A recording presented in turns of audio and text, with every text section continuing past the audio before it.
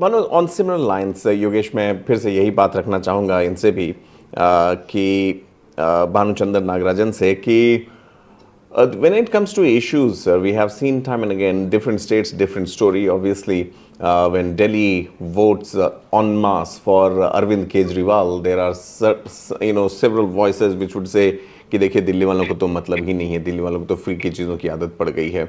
When similarly in Uttar Pradesh, BJP comes back to power, romping on and riding high on the same freebies that is being given, उसको master stroke हम लोग कह देते हैं.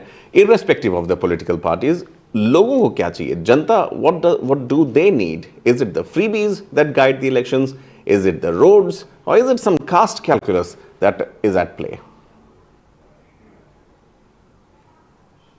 Magic formula for electoral success, that will be great, right? But see, like what we learned from Haryana is that politics is so confounding.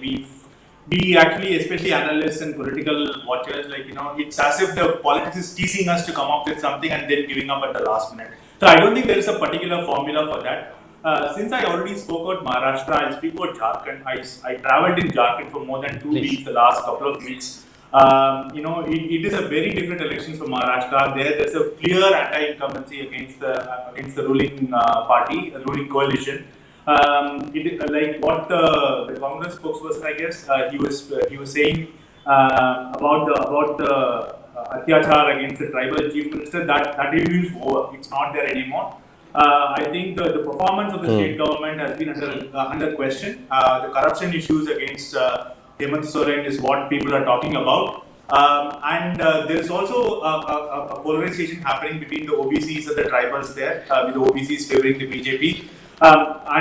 With the latest salvo from Chief Minister is the Maya Samman Nidhi program, which is the cash transfer for women. The BJP is countering it with the Gogo Didi program, which I think offers almost a similar amount to the women. So, and also the infrastructure development, and especially in the Santal Pargana region. If you look at the northeastern part of Jharkhand, in fact, with the region where the chief minister comes from, it's a very, very pathetic state, and people are complaining about water. Given the fact that they are just like less than 100 kilometers away from the Ganga. In fact, the Ganga flows through Sahibganj, etc. The water infrastructure and health and sanitation are absolutely pathetic. It seems that there are certain parts of our country that are still living in the 1980s and 90s. Those sort of situations are there. And also the urban tribal, the tribals that have moved to urban parts of Jharkhand, like say Hazaribagh, Ranchi, Jamshedpur.